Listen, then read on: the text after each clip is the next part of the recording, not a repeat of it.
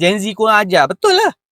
Dia macam ini. Dia nak kata Gen Z kurang ajar ni, dia kena tengok juga Gen Z ni umur berapa? 14 hingga 29. So, dia akan matang dengan sendiri satu, tapi dalam masa yang sama kita nak kena salahkan ibu bapa juga. Tapi nak 100% salahkan ibu bapa pun tak boleh juga. Kenapa? Memanglah ibu bapa yang patut ajar adab-adab Melayu ni, biasa orang Melayu ni lemah lembut, dia ada hormat orang tua, dia banyak hormat orang kan.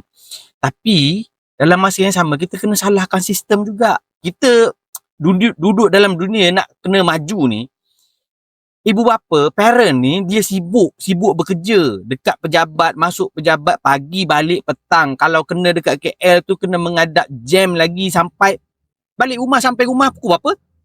Masuk kerja pukul berapa? Hantar anak sekolah, anak balik pukul berapa?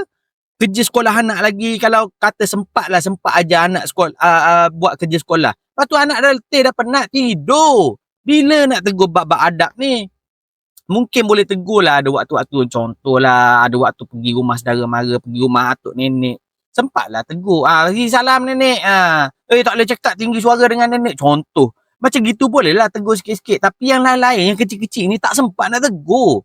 Itulah aku susah sebenarnya, susah. Kita dah dibawa oleh arus macam gitu lah.